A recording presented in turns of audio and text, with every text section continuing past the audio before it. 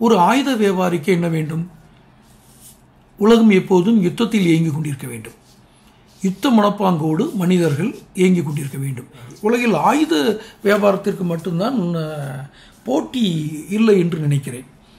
என் company தயாரிக்கும் துப்பாக்கிகளை வாங்கிக் கொள்கள் என்று எந்த நிறுவனம் விளம்பரம் செய்ததாக நான் அறியவில்லை.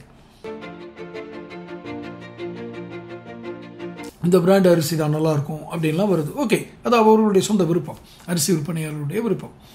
ஆனால் ஆயுதம் விற்பதற்கும் அரிசி விற்பதற்கும் ஒரே ஒரு ஒற்றுமை இருக்குது. இரண்டுக்குமே தேவை இருக்க வேண்டும். வியாபார அளவில், மதிப்பீட்டு அளவில் பார்த்தால் ஒரு வருடத்திற்கு எத்தனை பில்லியன் டாலர் ஆயுதங்கள் விற்பனை செய்யப்படுகிறது, எத்தனை பில்லியன் டாலர் அரிசி விற்பனை செய்யப்படுகிறது ஒப்பிட்டு பாருங்கள். ஏறத்தாழ ஆயுத விற்பனை அதிகமாக இருக்கும்.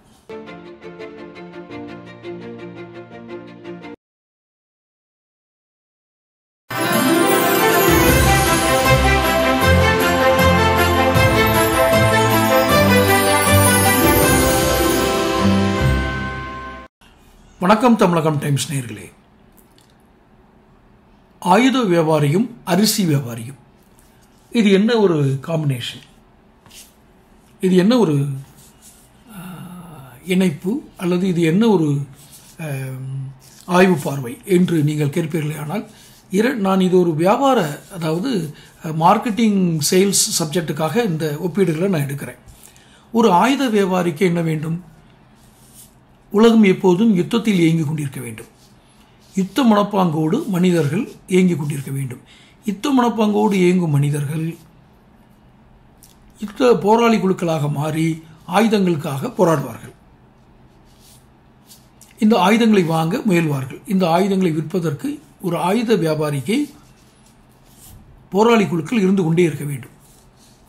உலகின் ஏதோ ஒரு மூலையில் மத ரீதியாகவோ சித்தாந்த ரீதியாகவோ இனக்குழுக்கள் இன ரீதியாகவோ ஏதோ ஒரு பாகுபாட்டினை ஏற்படுத்திக் கொண்டே இருக்க வேண்டும். இவர்கள் எங்கு அந்த வேலையை செய்கிறார்கள், அல்லது இவர்கள் இது போன்ற யுத்தங்களை உருவாக்கக்கூடிய தருணங்களை இவர்கள் செயற்கையாகவே உருவாக்குகிறார்களா, அல்லது யுத்த தாக்கங்களை, யுத்தம் செய்ய வேண்டும் என்ற பெரிய தாக்கத்தினை மனித பேராற்றலின் மீது, மனித மனங்களில் எப்படி நுழைக்கிறார்கள்?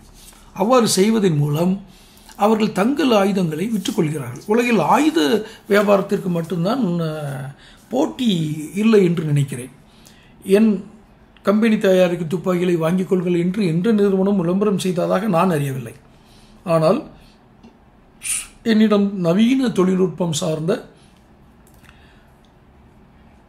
போர் உபகரணங்கள் இருக்கிறது என்று பிரகடனப்படுத்தக்கூடிய நாடுகளை நான் அறிவேன். உலகமே அறியும். வல்லரசுகள். வல்லரசுகள் என்றால் என்ன? மனித வளத்தை, மனித பேராற்றலை பெரிதும் பயன்படுத்தி முன்னேறிய நாடுகளா வல்லரசுகள்? யுத்தம் ஏற்பட்டால் வெல்ல முடியாத அளவுக்கு மனித உயிர்களை கொன்று குவிக்கி வைக்கக்கூடிய கொடிய ஆயுதங்களை வைத்திருப்பவர்கள் தான் வல்லரசுகள். இப்போ அரிசி வியாபாரி என்று ஆயுத வியாபாரியும் அரிசி வியாபாரியும் என்று ஏன் நான் பொருத்தி பார்க்கிறேன் என்றால், இந்த அரிசி வியாபாரிகள் உதாரணமாக அரிசி விற்பனை செய்கிறார். அரிசி என்று வைத்துக்கொண்டால் அரிசி மட்டுமல்ல, உணவுப் பொருட்கள் எல்லாம் வைத்திருப்பார். ஆனால் இவர் தன் மார்க்கெட்டிங் செய்வதற்கு மெனக்கிட வேண்டும். ஒரு பிராண்ட் வைக்கணும். இப்போல்லாம் பிராண்டட் அரிசி தான் நிறைய விற்பனைக்காக வருகிறது. முன்னாடிலாம் அரிசி அவ்வளோதான். ஒரு அரிசி கடைக்காரர் அப்படின்னா அரிசி வச்சுருப்பார், மூடையில் வச்சுருப்பார், வெரைட்டி வச்சுருப்பார். தரம் அதில் மூத்தது குறைந்ததுன்னு இருக்கும். அது எவ்வாறு தரம் பிரிக்கிறார்கள் என்பது வேறு. விலையை வைத்து தரத்தை நாம் நினைத்துக் கொள்வோம். இது உயர்ந்த, நிறைய விலை இருக்குன்னா இது உயர்ந்த ரகமாக இருக்கும் அப்படின்னு. அப்படி தான் மன்னிக்கணும், அரிசி வியாபாரிகள் இருப்பார்கள்.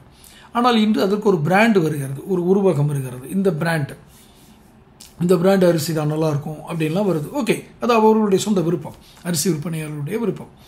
ஆனால் ஆயுதம் விற்பதற்கும் அரிசி விற்பதற்கும் ஒரே ஒரு ஒற்றுமை இருக்குது. இரண்டுக்குமே தேவை இருக்க வேண்டும். யுத்தம் செய்வதற்கு அரிசிக்கு தேவை இருக்குது. ஏன்னா அன்றாட நம்மளுடைய உணவில் அரிசி ஒரு பங்காக இருக்குது. குறிப்பாக தென்னிந்தியா, வட இந்தியாவில் அரிசியினுடைய பயன்பாடு குறைவாக இருக்கலாம். ஆனால் உலகெங்கிலும் அரிசியினுடைய பயன்பாடு இருக்கிறது. ஆயுத பயன்பாடும் இருக்கிறது.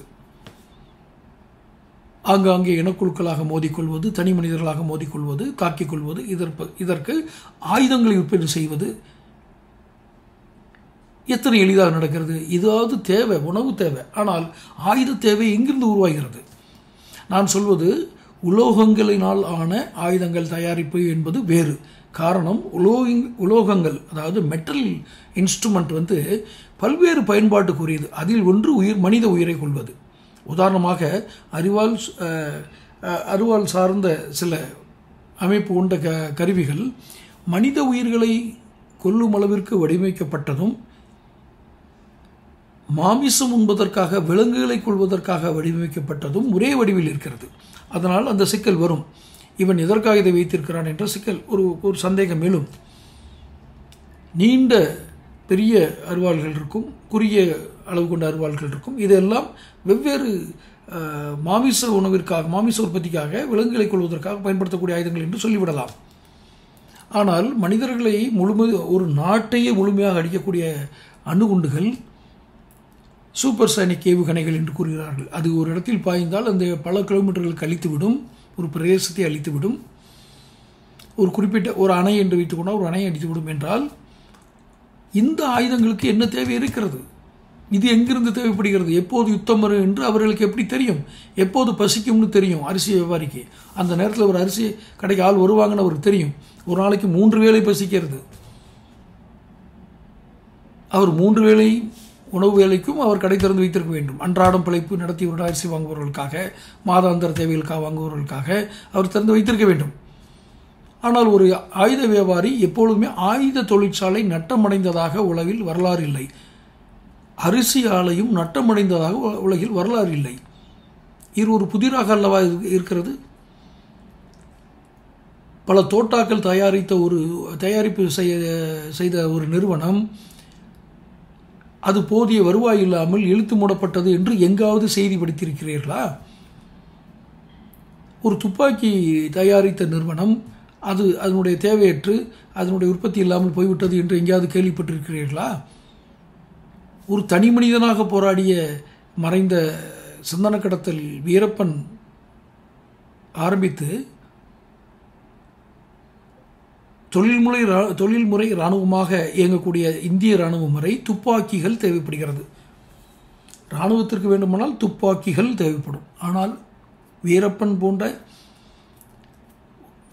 ஒரு போராளி குழுக்களுக்கும் சிவில் வார் நடத்த வேண்டும் என்று நான் உள்நாட்டு போராளி குழுக்களுக்கும் துப்பாக்கிகள் தேவைப்படுகிறது. நக்சல்களுக்கு துப்பாக்கிகள் தேவைப்படுகிறது. யுத்த குழுக்களுக்கு துப்பாக்கிகள் தேவைப்படுகிறது. இப்போது தனி மனிதனுக்கும் துப்பாக்கி தேவைப்படுகிறது. இந்த அரிசியும் ஆயுதமும், ஆயுத கலாச்சாரமும், ஆயுத உற்பத்தியும் அரிசி உற்பத்தியும் இணையாக நடக்கிறதா? ஒரே அளவில் இருக்கிறதா?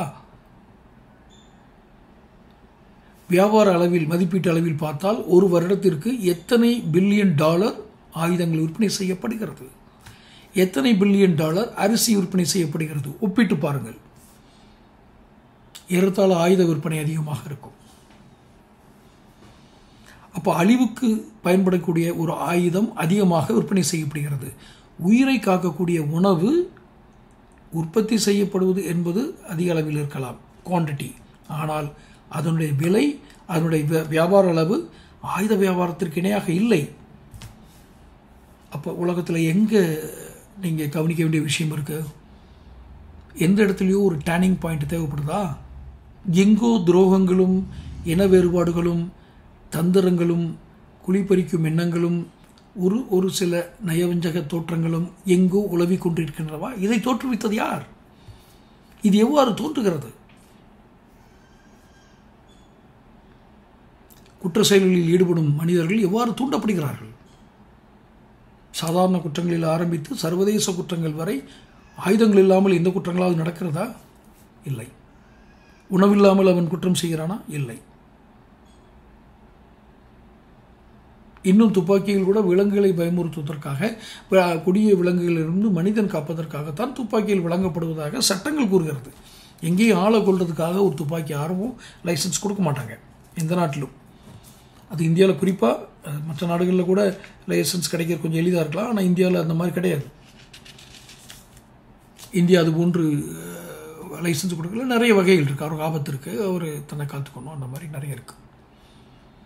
ஆக இது என்னுடைய ஒப்பீடு ஒரு பெரிய நீண்ட ஆய்வுக்கும் ஒரு ஆரோக்கியமான விவாதங்களுக்குமான முதல் தொடக்க புள்ளி. ஆயுத வியாபாரமும் அரிசி வியாபாரமும், ஆயுத வியாபாரியும் அரிசி வியாபாரியும் என்ற ஆய்வு.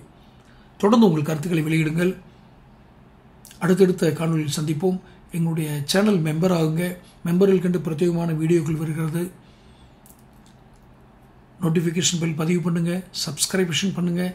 தொடர்ந்து காணொலியை காணுங்கள். நன்றி, வணக்கம்.